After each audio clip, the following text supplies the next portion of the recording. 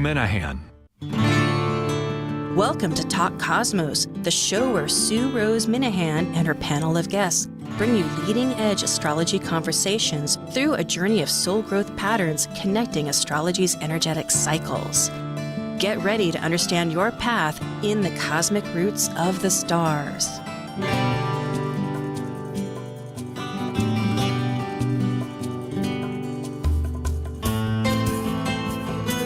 Minahan, host and founder of Talk Cosmos, and we have leading conversations, awakening your authentic self for soul growth. And today is the month of April, and I'm a little bit projecting because we're really talking about the eclipse, which is coming up, and that'll be on the 30th. So today is the 24th, almost a week before. So it's the 24th of April.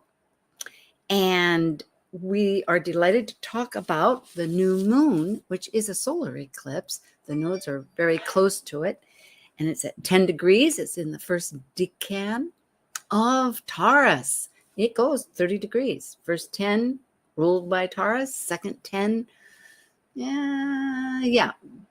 10 to would be in Virgo. Okay, enough details. We're just going to get right into it. We're time for archetypal symbols. Thank you. Synthesizing the current archetypal new moon energies through weaving symbol systems such as Sabian Symbols, Numerology, Mayan novel energy days, or even Tarot, connecting to the astrological data and concepts for planets and cosmos, this is your Archetypal Symbols panel. I'm Sue Rose Minahan, founder of Talk Cosmos, an evolutionary and eclectic astrologer and consultant, plus a certified color energy coach. I love investigating mythology's language, philosophizing esoteric fields of eternity, a perpetual student of life, seeing oneness of bodies, spirit of people, animals, and nature. I explore creative expression as an artist, a musician, and write abundantly poetry to stories and celebrate humanity's individuated, co-creative life force experience. I'm Elizabeth Liz Machette, a professional astrologer, intuitive, numerologist, and tarot reader. I'm a certified sacred healing counselor, providing nurturing, in-depth consultations for individuals and couples. I'm an author, blogger, speaker, and international Reiki master and teacher. I create safe space in which to explore the deeper patterns of your life, to clarify your current circumstances and help you find your best path forward. I'm Justin Crocodile-Z, an archetypal astrologer, teacher, and author. I combine both Western ancient astrology and modern psychological astrology with Eastern Vedic astrology, and I specialize in predictive, electional, and karmic astrology for individuals and couples. I'm a certified aromatherapist, an essential oil specialist, and an herbalist, and I offer remedial modalities of plants for psychological life issues to empower clients with compassionate healing. I also do in-depth astrological research into arcane astrological concepts, focusing on the mystical, occult side of astrology. Eleanor Roosevelt once said, "Yesterday is history, tomorrow is a mystery, and today is a gift." And that's why it's called the present. Well, good morning, afternoon, and evening, no matter where you are. This is the panel that relates to the symbols in association with the new moon, and it happens to be the eclipse. Hi, Justin. Hi, Liz. Yes, and I would be thrilled to have either of you and both introduce what you think is really a focal point of this eclipse, whether it's numerology, Sabian, or however you'd like to begin. Well, I look at the eclipse as a new time, so I really liked that you chose the title Spring Cleaning, because that seems so appropriate to release and let go of what is no longer required or needed or necessary, and to make room for the new, to move on to a new beginning. Yes, actually, I think it was Justin that came up because of the purging business. And I realized Justin's having a little difficulty with his technological connection. So we're hoping like crazy that he gets back in. A little bit of an eclipse energy, isn't it? Where that's exactly what we lose the light. And so we're losing here, Justin. But it is spring cleaning. It 10 degrees, Taurus. Taurus is that energy of our resources, our self-reliance. Oh boy, here he comes back.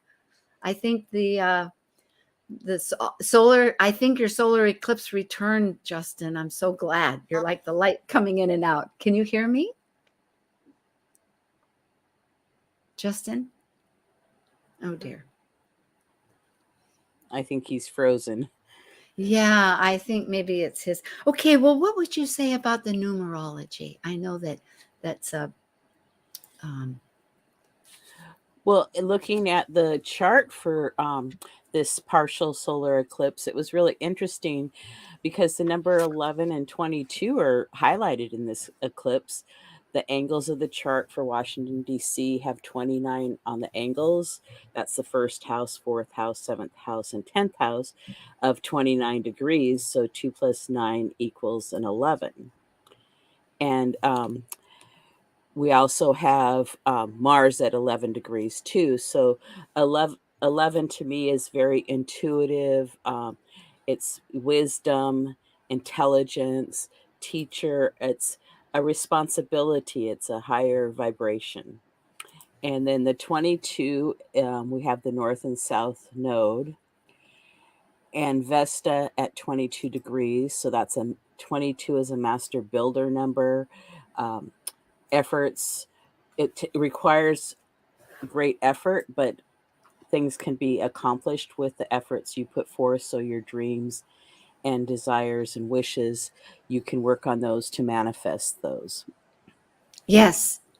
Hi, Justin. Are you back after the eclipse? I hope so. I know. I guess we didn't tell people that's going to happen in the morning on the East Coast. It's at 4:28 p.m. And I'm trying to get my slides up, but for some reason I can't. Do you think, Nathan, are they there? Is my slide?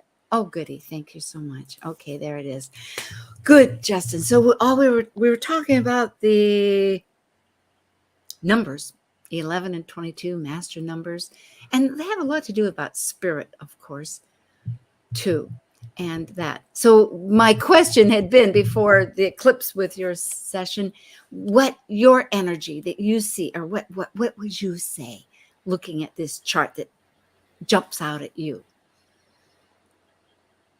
Well, I think, the Taurus energy is the primary focus, with the North Node there this season. And that this is really about getting out closer to nature and closer to our physicality, and really, getting our hands dirty, getting it in the dirt, and getting closer to our physical space at this particular point in time. Ooh, physical space. That is so true. Integrating the body that wants to talk, learning its language. That is absolutely paramount. With those numbers, Liz, did you find, and I'm sorry, my concentration was a bit diffused, you might say, with the Pisces business, because we do have the two giants out there collaborating still, Jupiter and Neptune, with our vision and our boundaries. It's in this wonderful energy, but it's not, anyway, it was diffused. So how would you tie in those numbers with the Taurean energy, 11 and 22? Well, it's like to step up and take responsibility for what you want to accomplish. And I also wanted to say April is a 4-month, and April 30th, 2022 is a 4. So the 22 breaks down to a 4. So April as a whole requires work and effort. And I think it will give us a time to reflect. And what is spirituality? What is, my inner and my outer, and my community, my town, my state, my country? It just goes bigger and bigger and bigger. And so it's like a big reflection of what can I do? And it's like, it might be, I can clean a drawer in my house. It might be I can volunteer to help my neighborhood do something. You just have to see what is possible. Maybe it's I need to clean out my garage. 4, I remember in our little pre-chat the idea of stability. And so with all this unknown that we've been going through, and 4 is like 4 cornerstones, it's stable. It's the building block of things. I want to add to that, and I totally agree with her about that. And I would point out also that it adds up to 6. And so as we talk about 6, both 4 and 6 are both very Earth-like, Earth-like numbers. And 6 is the 6th house in the chart, which, as to Liz is talking about, responsibility and work and service and health. And that 6 energy is very Taurus-like, of responsibility and physicality. It is. Is it the 6th, the Lovers, I think, in Tarot? Yes. Is it? Yeah, it's the Lovers. And I'm thinking the Lovers is often thought of as partnerships and whatnot, or Venus. I don't know about Venus, but 6. I love 6. It's the 4 directions plus inner and outer. There's it's powerful. 22 is 4, and the 11 is the relationship, the inner and outer, right? So it's yes, 6. 11, 22 is 6. And Venus go ahead. Originally, the Lover's card was called the 2 Paths, and a lot of people don't know that. Oh, I like that because go ahead. I often think of it as a crossroads card. It's like, I've come to a crossroads. Do I turn left? Do I turn right? Or do I go straight ahead? Choice. Aries is choice and Libra is decisions. Yes. Plus the mirror being reflected. And I think intention. Weren't you talking about earlier about intention, Justin? Because with the nodes, South Node in Scorpio has everything to do about intention as far as reflecting what we're choosing to right. And I think that's it. And I think Liz mentioned that. She mentioned about I don't want to say motivation, but she mentioned something about that effort and that, what way, that how did you say, Liz? It's about, that you can, I can't come up with the words, but you said it kind of about, we have to take action for that and do what we're doing. And so, yeah, it's about motivation and intention here. Well, I was really driving towards the idea of generosity. That's what I was driving at, like depending on the rewards, but maybe we're jumping. Let's talk about some Sabians. That'll recenter after our eclipse event with the technology. We'll get through all this. It's at 10 and 11 Taurus. So 10 Taurus is a Red Cross nurse providing help to others. That's pretty pivotal. Any comments on how you might deepen that? Well, that goes into the generosity that Justin was talking about earlier of how can we be of help, whether it's help to ourselves, our family, our community, how can we help? Because sometimes people need a little help or assistance. I've always had the belief that every person knows something they can share with somebody else because somebody's missing that piece of information. Yeah, so. True. Yes, although, boy, that sure brings home to the idea that some people are very sensitive, and I'm not disagreeing at all, I'm just elaborating. People are very sensitive about getting what they feel are suggestions. So I guess part of that key is if they ask, then you can provide, and just what they ask for, because it's so easy to consider, I have some valuable information, I think I'll hand it over, which is probably the Jupiterian energy, yes? Yes.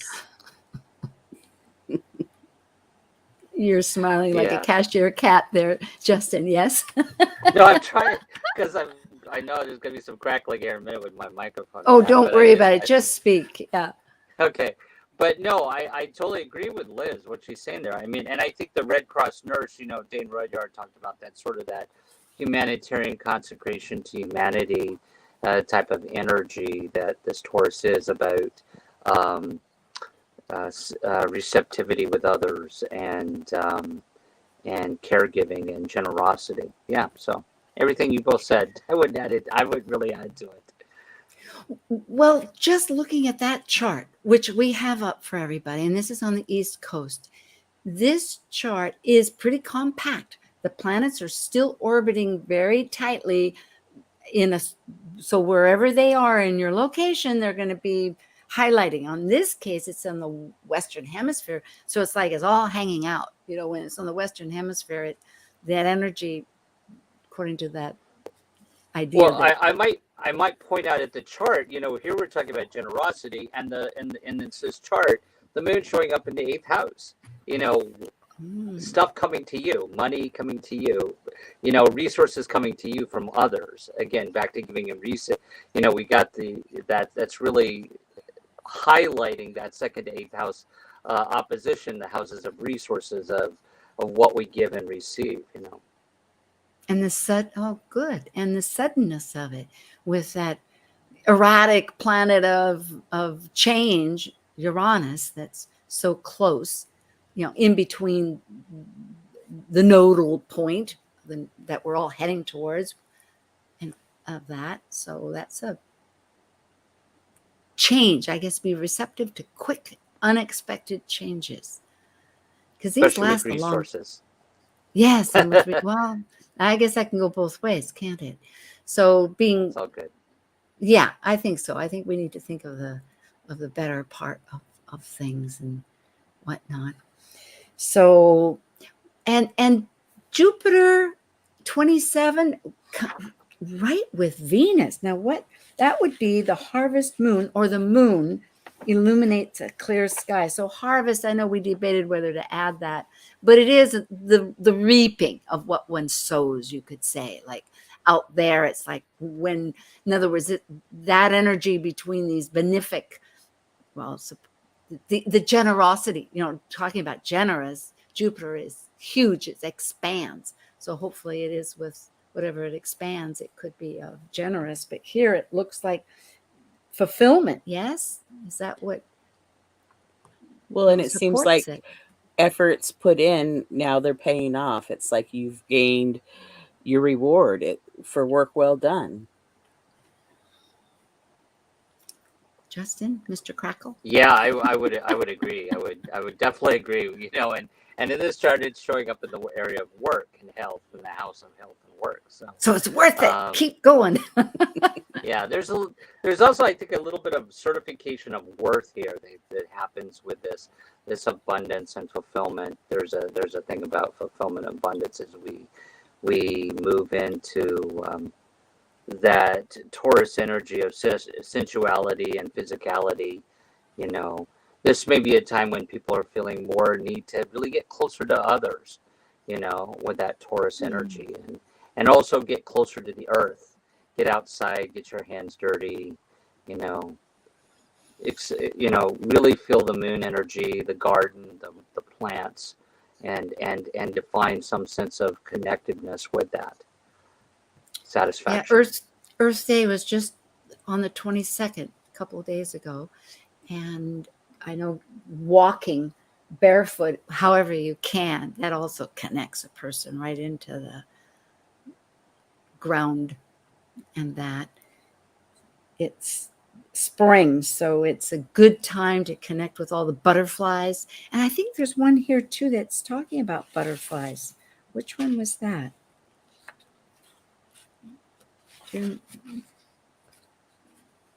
Well, no matter.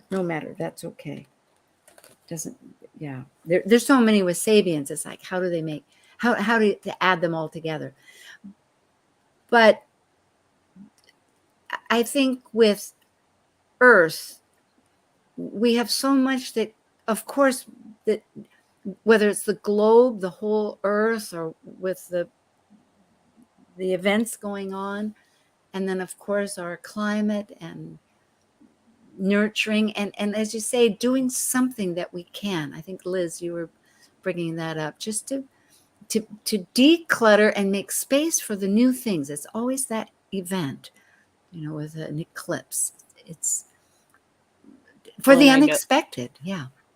I noticed on Facebook the other day when I was looking that people had really nice items that they were passing on and giving them away free. So that what a reward for the person that receives, whether it's pots and pans or a shelf or clothes or toys for children, or, it's kind of nice to pass them along. It's like it could be my junk or in my way, and it can be somebody else's treasure.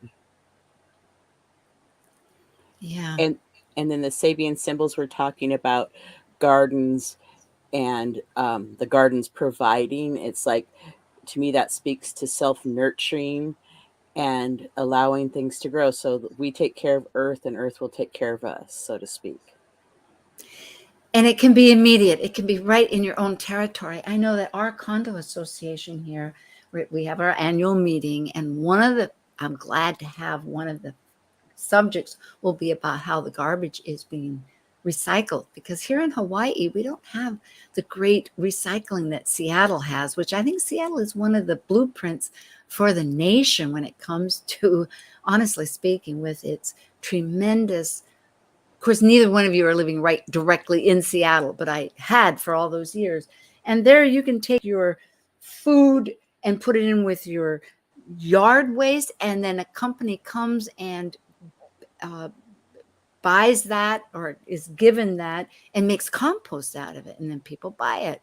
But it's such a total Scorpio Taurus experience. And then all the other factors here, as far as recycling, here we can put our glass somewhere and they make it into, I don't know what they do, you have to go up there and do it along with cardboard. But hopefully the energies may brainstorm how we can begin to recycle plastic, or to come up with something different instead of plastic. Wouldn't that be grand? Any ideas? Any ideas that come up to mind? I keep thinking, oh boy, we lost Justin again. If we could just have something that if you added a little ingredient to it, boink, it would just dissolve, change, maybe, like shape shifting. Maybe not make so many things out of plastic, because here in the Northwest, and I think a lot of states, that they're thinking differently of how to make the bags that you carry your groceries home in. Like I have reusable bags that I can use over and over and over that I've been using, so I'm not using so many plastic bags. And if there's not a need, it won't go into the waste centers and become a problem. I know, there's, I think they call them earth ship houses, that they, will make a wall with bottles and cement, and then they'll fill plastic jugs and do something else with something else. So there are certain projects that they use some of the plastics. I think even in Haiti, when they had the earthquake, they did some earth ship houses down there. I was in a house that was built very similar like that, with bottles in the walls. He was an architect. It was exciting. Just in your back. But with that thought about plastic, I know that Talk Cosmos will be involved with NORWAC. And for those people that are in the Northwest and come down and visit. We'll have a table. And I am working on trying to get a t-shirt. Now it's gone back and forth whether we'll do that, but somebody else was reminding me that might be a good idea. And I happened to see Earth Day celebrate through a I wish I could remember the name of whichever group, with a t-shirt that was made of cotton and plastic. Now, I don't know how would that wear? I don't know how the plastic would wear, but I thought, I'd love to do that for a t-shirt. Well, we already have plastic in some of our clothes with polyester, so. Oh, rats. That's right. I don't like fabric, polyester. So. Oh, that's right. Yeah, I forgot about that. No, I don't like polyester myself either. I don't either. Never did. I like natural fabrics that breathe.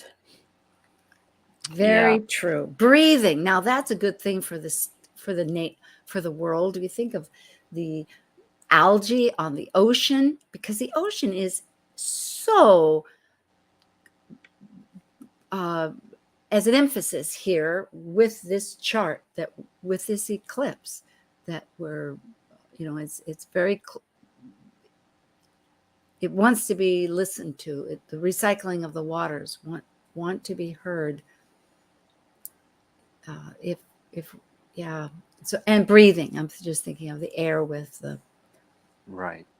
Yeah. Well, there was something else that I was going to mention about the chart, that, here's this big component, we're talking about Earth and this Taurus energy, but then there's this sort of, because it is an eclipse and it's an inflection point, sort of the end of a cycle, beginning of a cycle, and I think we see that with that midheaven in Gemini, which talks about the Sabian symbols, about a person gets a second chance, and that it's kind of liberation from the past. And then that Lilith there is talking more about sort of one flag being raised, and then one Lord being raised. So I think this is, at the end of the day, some type of inflection point. I'm not sure what you two think about that.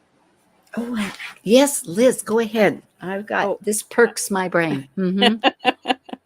Well, and yeah, I agree with that. It's like, like going within and reflecting and, seeing what you can gain from inner knowledge. But it also talked about reading an old scroll to gain knowledge, to start something new. It's like, also include some old information with it, but yet reform it and make it new. It's right close to my chart, and also to the original Cosmos chart, which was 29 Virgo Ascendant and 29 Gemini at the MC. We have to break for a moment. But I love this idea of the liberation to, just like we were saying, purge, clean out the closets, do the spring cleaning, change your evaluation of why you're being generous. What are you getting back from what you get, so that you can release that and receive new and get the unexpected. Oh boy. Well, we will be back with Archetypal Symbols with Justin Crockett, Elsie, and Elizabeth Liz Mouchette. Thank you.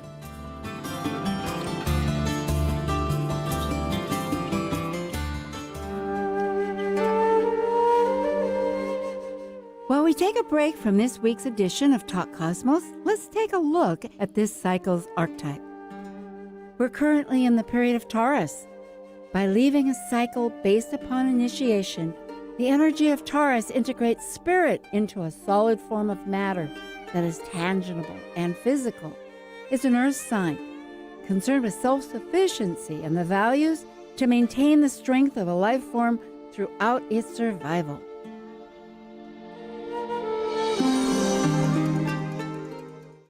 Hi, it's Dr. Laura Tad, and I wanted to let you know about my course in personal mythology. Now offered as a self-paced online class, you can explore the stories you live by and those you have inherited from your ancestors, culture, and society. This course comes with 8 30-minute check-ins with me as you move through each of the modules. Enrollment is ongoing. For more information or to register, please go to my website, mythicsky.com.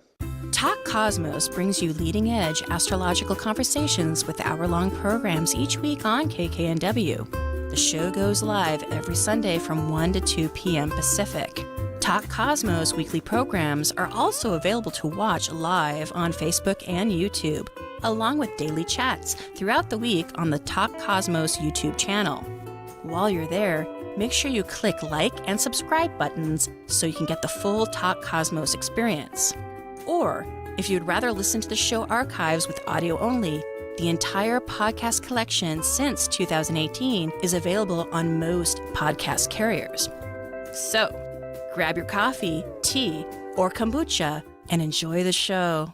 Hi, this is Dan Kusel, Jungian psychotherapist and astrologer, and you're listening to Talk Cosmos on Alternative Talk 1150 AM, where we explore the connections between the movements of the planets and the evolution of consciousness. Self-help, healing, spirituality, and more. on Alternative Talk, 1150. We're back again. This is April 24th, and as Archetypal Symbols, I'm Sue Rose Minahan. We will be, Talk Cosmos will be at NORWAC, so come check us out. That is 26th, 27th, I'm sorry, that's a Friday. 28th is a Saturday, and 29th is Sunday. And in fact, we'll be back on the 29th too, chatting away about Gemini. But right now we're talking about Taurus because we have a major 10-degree, 28-minute Taurus solar eclipse happening on the April 30th at 4:28 p.m. in the East Coast. And of course, check it out when it is. And if you go to Talk Cosmos, at the bottom of the page, you can change any of the times. In fact, it also tells you a little chart of where all the planets are. There's resources there. And every month, for every event, I'm going to post how to get to the YouTube channel. So I'm hoping to improve all these things. We just spoke as a culmination of our conversation with Liz and Justin about this particular chart representing the United States, because it is on the East Coast and that's where the capital is and whatnot. That's what we use. Is that it liberating and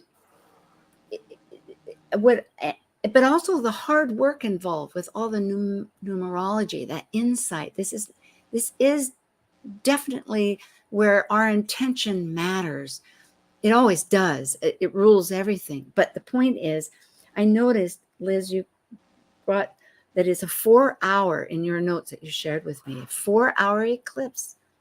And it will be over South America on the west and the south end, the Pacific, the Atlantic, Antarctica. So that's more in the southern region of the world, just so if people want to know. And I was thinking too, the nodes. I know that both of you are, with these nodes at 22 degrees and 21 degrees, both in Taurus and Scorpio. Interestingly, and I'll just start it off because you both research and integrate these much more than I have. And I'm loving to learn this, which I hope our audience is too, that this north node at 22 degrees is a white dove flying over troubled waters. It's like we're able to overcome chaos, is what I would say. What about you, Justin? Yeah, I think, when we talk about, just to kind of step back here for a second, this energy between Scorpio and Taurus, which are always an opposite of one another, sort of that tension string or seesaw effect here, that the Scorpio brings in that spirituality, that self-transformation, and Taurus brings in that need to accumulate into one's safety and security. So one's renunciation, one's accumulation, so I think that's sort of the kind of the bigger overcharging thing this year, and why everybody's going to be definitely more concerned about inflation and where our resources are at. But I think I would agree with you, that Sabian symbol that talks about a dove, that at the end of the day, everything's going to work out okay. I think, Dane Rudyard with that one particular symbol said it related to certification of worth.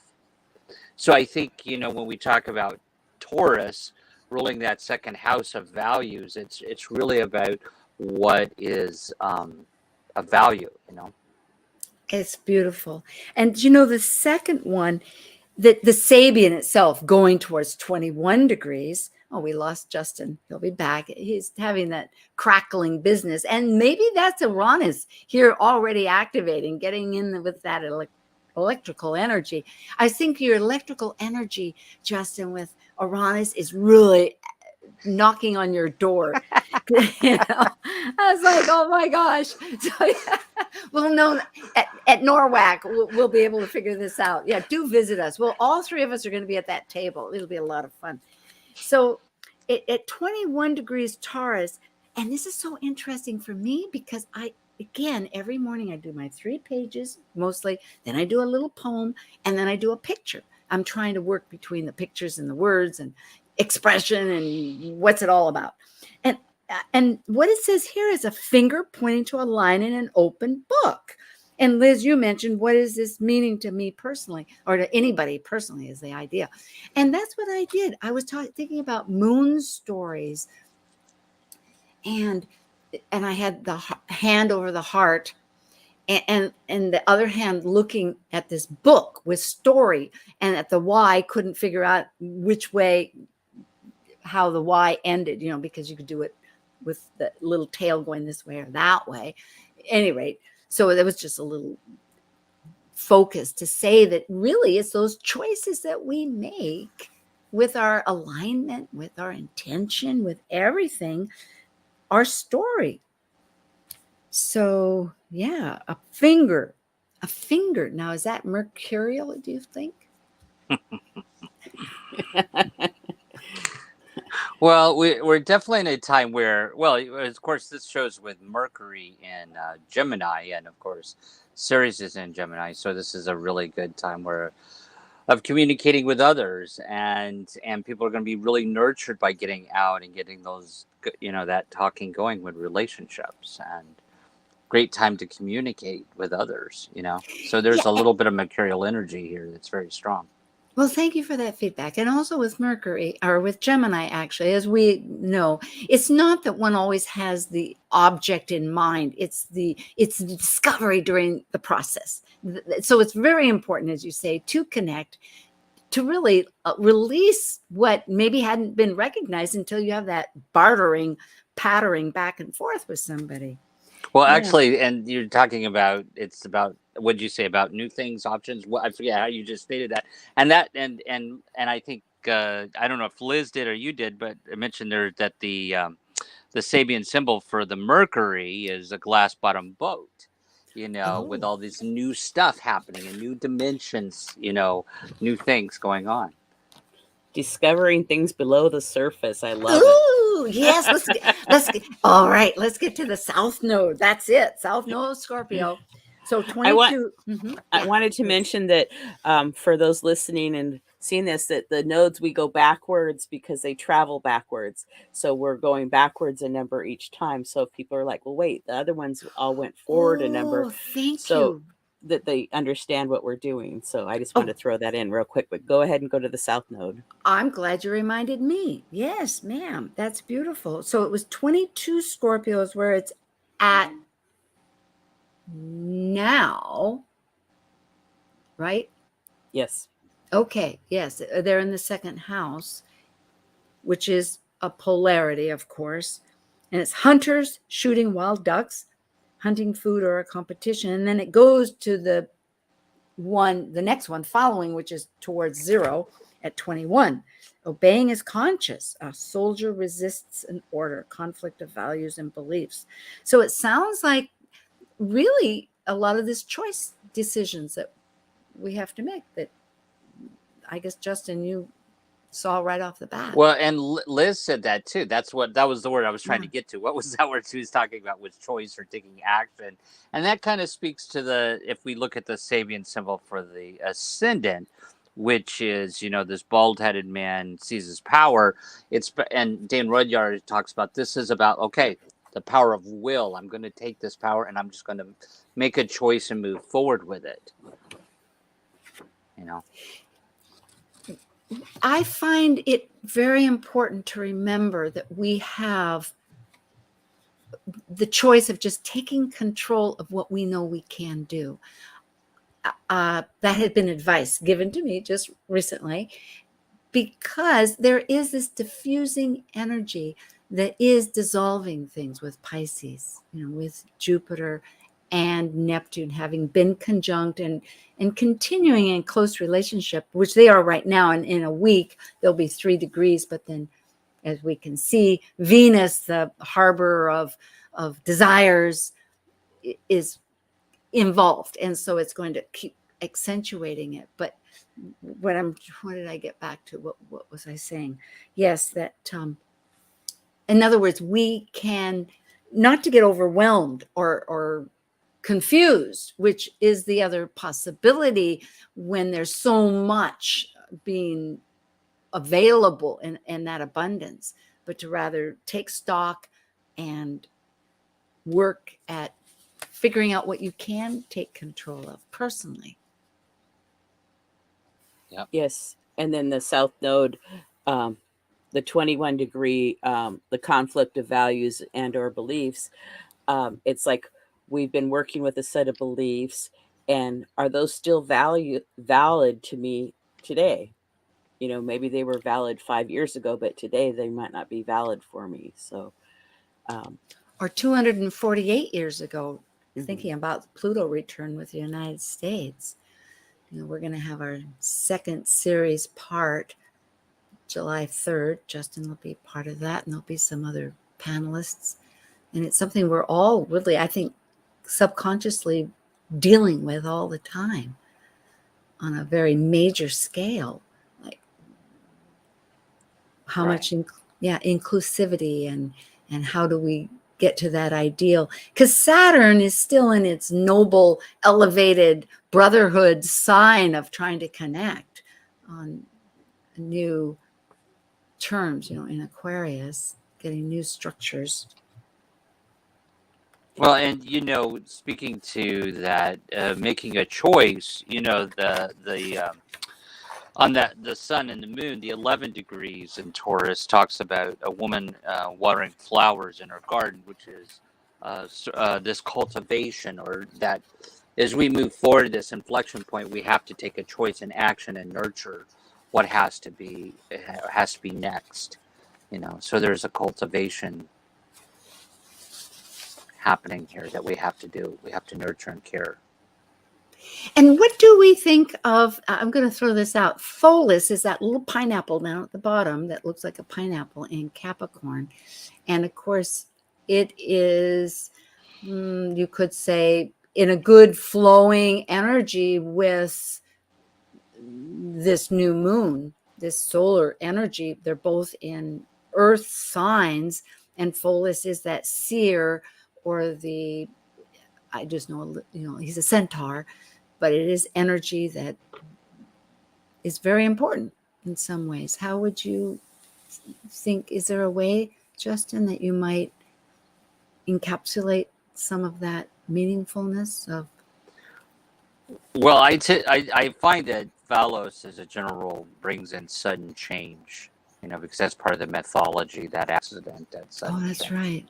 Yeah. And being that it's in the structure there, that we're still dealing with in the background of some things happening of quick sudden changes in our structure. I think the Sabian symbol for this, and Liz, correct me if I'm wrong, it's the veiled prophet, I think, here that we're talking about. And so there's a little bit of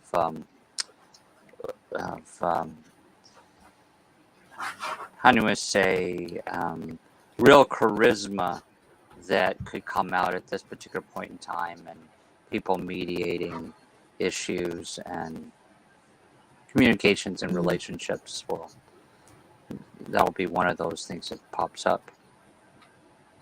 The veiled prophet. And I didn't look up the Sabian symbol for Phallus because I don't use Phallus, so sorry. No, that's okay. But if you had other thoughts or something, that's fine.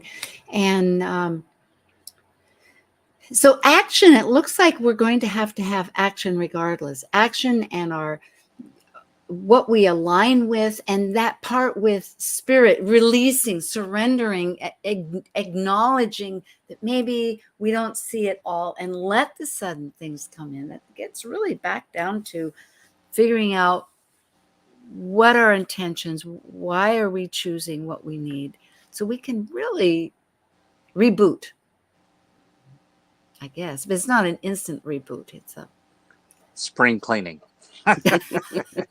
Spring cleaning. Right. And so many changes on the ways. I want to go to Mars, if that's okay, at 11 Pisces, traveling a narrow path, seeking illumination. So to me, that was speaking to seeking to become better. And, and it's like if everybody's working on being better, that's a wonderful gift. Talking about the present, that's right. Mm-hmm. Yeah. Yeah. And, the, there's a part of that too that I think kind of highlights what's being said with with that north node in Taurus of the where there's sort of the certification or qualification that comes into play here, so that as we move forward and make choices, and this is the Taurus season of generosity, giving, receiving, that that and we're thinking about what's worthwhile, what's valuable, including ourselves, that there's some element and we were talking about this before the call, about where are we looking for validation or certification of values and worth, and that we look more inward versus outward. This is interesting because this where they're that brotherhood, based on that Sabian symbol, they're looking for some type of qualification or certification here. I think we could take that internally and say, where are we looking at for certification of our worth with this Taurus energy? Do we feel that we need to be generous in order to be worthwhile, or vice versa? Where is that happening at for us?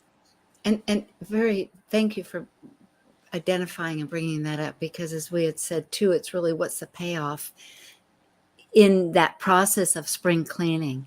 If we realize that why we're being generous, because as you had mentioned, it's our birthright. People are generous by nature for various reasons.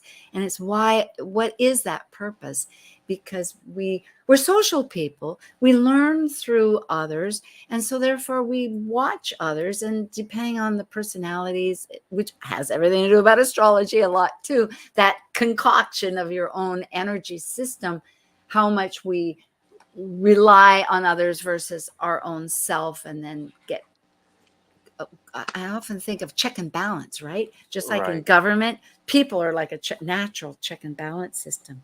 And as we know, Mars in Pisces, it's this assertiveness that's compassionate and sympathetic, and has empathy, and needs to give of oneself to something greater. So doing it to yourself, giving this gift to oneself is really valuable. It's a healing process. Yes, you were saying, like, traveling a narrow path, seeking illumination, but becoming better, for within. So if there was something that one wanted to toss out and revise, then having compassion for that. Yes, it all. Well, that kind of then again takes us right back to the Ascendant in Virgo, which is trying to refine or perfect, and of course I think the other part of that Sabian symbol for that was that after a crisis, there's some realignment with truth that has to happen. That the second one on the Ascendant. So it's asking us where do we look to find this betterment? Then it's whatever our source of truth is. Back to the Mars in Pisces, has to assert what its inner truth is. Well, that's the best part about a chart, is it keeps moving around and reflecting back and forth. In fact, that makes me notice that despite all the Sabians, in this chart, there's a tension point between Saturn of regulation, authority, tradition, all these structures, that's in this innovative new Aquarius, elevation, brotherhood, and some trauma too, for all the changes, sign that it's toggling us between resources, accumulation, purging, being, between the nodes. Yeah, right? Yes. And the symbol for that is a teacher having overcome her passions, teaches deep wisdom in terms of experience, learning to overcome our obstacles. So there's been a lot that we've been talking about today about overcoming, making improvements, letting go, purging. It's like the theme, it just kind of keeps building on the same. Oh, and there's the Yeah. butterfly. The Yes. next one, 25. Okay, go ahead. You can read it, Sue, because you were talking about it okay. earlier. A butterfly with the right wing more perfectly formed. So you had said compensate, balance. But these two energies, it is interesting because, again, with Sabians, for our audience, it's in a certain number. So we're including that. But then the Sabians are often the next number rounded off. So it's kind of where you're from and where you're going. There's always that part. Yes. And yes. and Dane Rudyard talked about that butterfly one, and it's, by the way, it's not the only butterfly in the Sabian Symbols, but this one particularly, he talks about it as a transmutation of emotional energies. So that's exactly with where they're coming from. A teacher, someone that's accustomed to having it down together, right? I'm teaching, you're listening type attitude, and but overcoming this passion, meaning because you can get really caught up in all of that, and instead teaching as what I was saying, passion, one can get over exuberant and not listening to themselves, and instead, nevertheless, no, it's having overcome her passions. Oh, I see, having overcome.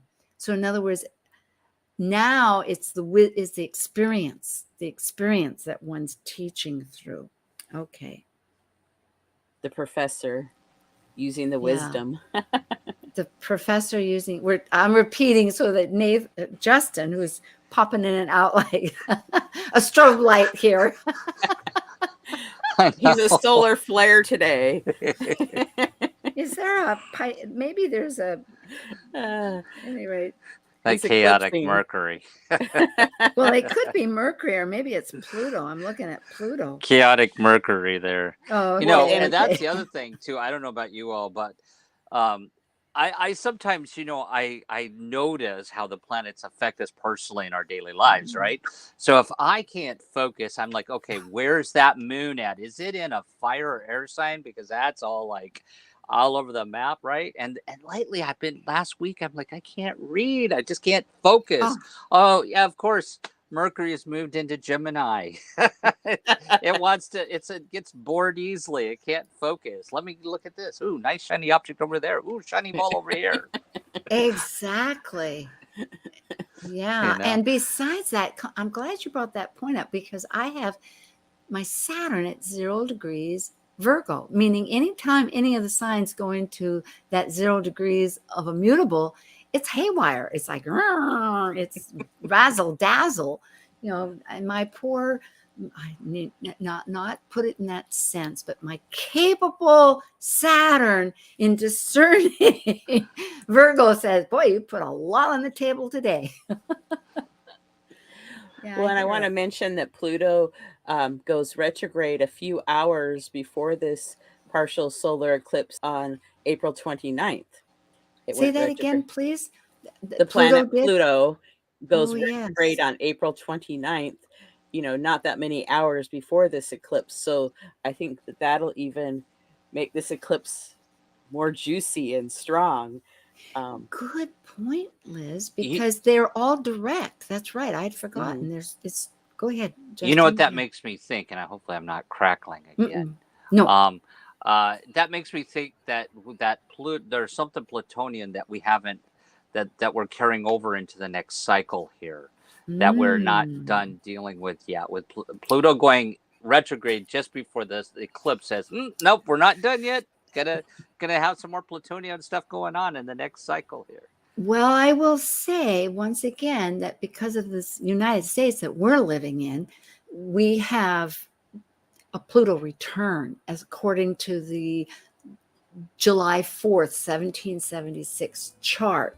That, of course, and we have a minute here, we can still talk this out. And so on the 3rd of July, I think it's the 3rd of July, it's going to be the second exact, and it will be retrograde at that point.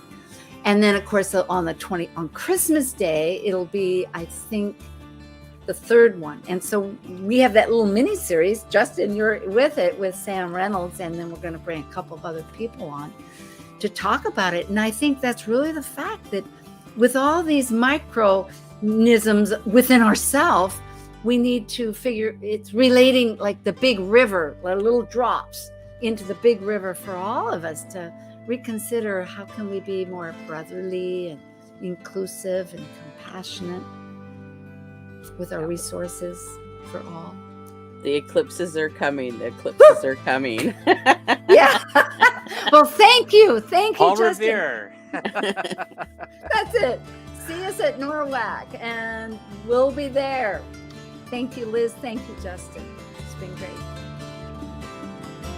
Thank you for joining us on Talk Cosmos, the show where Sue Rose Minahan and her panel of guests connect soul growth patterns with the energetic cycles of astrology.